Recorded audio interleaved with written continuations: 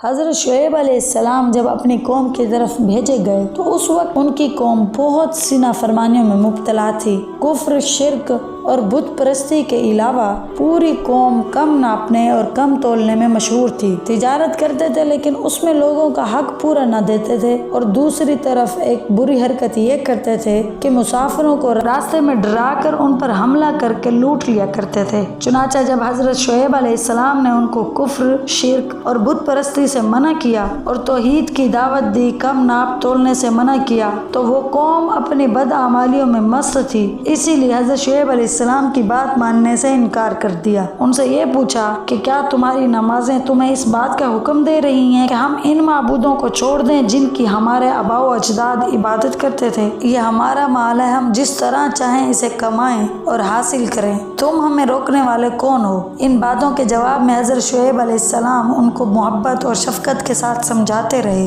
اور اللہ کے عذاب سے اور آخرت کے عذاب سے ڈراتے رہے، لیکن یہ لوگ باز نہ آئے۔ بالآخر ان کا وہی انجام ہوا جو نبی کی بات نہ ماننے والوں کا ہوتا ہے، وہ یہ کہ اللہ نے ان پر ایسا عذاب بھیجا جو شاید کسی اور قوم کی طرف نہیں بھیجا گیا۔ وہ عذاب ان پر اس طرح آیا کہ پہلے 3 دن مسلسل پوری بستی میں سخت گرمی پڑی، اور ایسا معلوم ہو رہا تھا کہ آسمان سے انگارے برس رہے ہیں اور زمین آگ اگل رہی ہے۔ حبس اور تپش نے ساری بستی والوں کو پریشان کر دیا۔ 3 دن کے بعد بستی والوں نے دیکھا کہ اچانک ایک بادل کا ٹکڑا بستی کی طرف آ رہا ہے، اور اس بادل کے نیچے ٹھنڈی ہوائیں چلی آ رہی ہیں۔ چونکہ بستی کے لوگ 3 دن سے سخت گرمی کی وجہ سے بلبلائے ہوئے تھے، اسی لیے سارے بستی والے بہت شوق سے بستی چھوڑ کر اس بادل کے نیچے جمع ہو گئے تاکہ یہاں ٹھنڈی ہواؤں کا لطف اٹھائیں۔ لیکن اللہ تعالیٰ ان لوگوں کو بادل کے نیچے اسی لیے جمع کرنا چاہتے تھے تاکہ سب پر ایک ساتھ عذاب نازل کر دیا جائے۔ چنانچہ جب وہ سب وہاں جمع ہو گئے تو وہی بادل جس میں سے ٹھنڈی ہوائیں آ رہی تھی،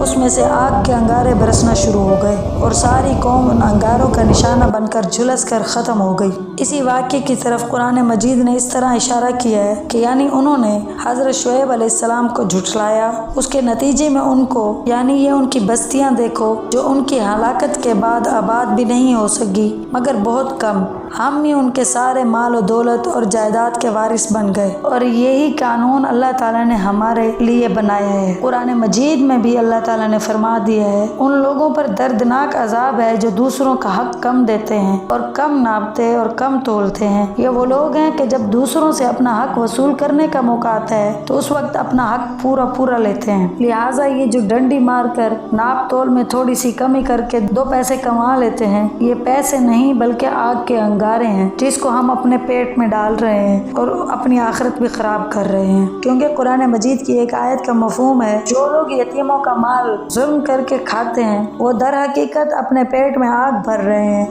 جو بھی ناپ تول میں کمی کر کے کوئی بچت آپ کو مل رہی ہے، یہ سب انگارے ہیں، اس کا کوئی فائدہ نہیں ہونے والا۔ اچھا، یہ کم ناپ تول صرف تجارت کے ساتھ ہی مخصوص نہیں ہے، اس کا مفہوم بہت بڑا ہے۔ حضرت عبداللہ بن عباس رضی اللہ تعالیٰ عنہما جو امام المفسرین ہیں، وہ اسی ناپ تول کی کمی والی آیت کی تفسیر کرتے ہوئے فرماتے ہیں کہ قیامت کے روز سخت عذاب ان لوگوں کو بھی ہوگا جو اپنی نماز، زکوٰۃ، روزے اور دوسری عبادات میں کمی کرتے ہیں۔ تو اسی طرح جب کوئی شخص کسی مزدور سے پورا کام کروا لیتے ہیں، ذرا سی بھی ان کو سہولت نہیں دیتے، لیکن جب تنخواہ دینے کا وقت آتا ہے تو ان کی جان نکلتی ہے، یا تو پوری نہیں دیتے، ٹال مٹول کرنے لگ جاتے ہیں، تو یہ چیز بھی بالکل ناجائز اور حرام ہے۔ کیونکہ آپ صلی اللہ علیہ وسلم نے فرمایا، مزدور کو اس کی مزدوری پسینہ خشک ہونے سے پہلے ادا کر دو۔ اسی لیے کہ جب آپ اس سے مزدوری کروا لیتے ہیں، کام کروا لیتے ہیں، تو مزدوری دینے میں دیر کیوں؟ اسی طرح اگر آپ نے کسی ملازم کو ملازمت پر رکھا اور کھانے کی ذمہ داری بھی لی ہے کہ 2 وقت کا کھانا دیں گے، اور پھر خود اعلیٰ کھانا کھاتے ہیں، اور ایسا کھانا اس کو دینا کہ جو عام انسان نہ کھا سکے، کسی کو پسند نہ ہو، یہ بھی اسی کمی میں آتا ہے۔ اور اسی طرح اگر کوئی شخص کسی دفتر میں، کسی محکمے میں 8 گھنٹے کا ملازم ہے تو اس نے یہ 8 گھنٹے اس محکمے کے ہاتھ فروخت کر دیے ہیں، اور اس کے بدلے میں وہ معاوضہ یعنی تنخواہ لیتا ہے۔ تو اگر وہ اجرت پوری لیتا ہے لیکن اس 8 گھنٹے میں جب کام کرتا ہے تو اس میں ڈنڈی مارتا ہے، اپنا کوئی ذاتی کام کرتا ہے، تو یہ بھی انہی لوگوں میں شامل ہوگا جو ناپ تول میں کمی کرتے ہیں۔ اگر 8 گھنٹے کی بجائے اس نے 7 گھنٹے کام کیا تو 1 گھنٹے کی اس نے ڈنڈی مار لی، 1 گھنٹہ اس نے کام کرنا تھا وہ کم کیا، لیکن तनख्वाह उसने उस 1 घंटे की भी पूरी ली। तो जब अपने लेने का वक्त आया तो पूरी ले ली, जब काम करने का वक्त आया तो थोड़ा किया, ये भी उसी में आ गया।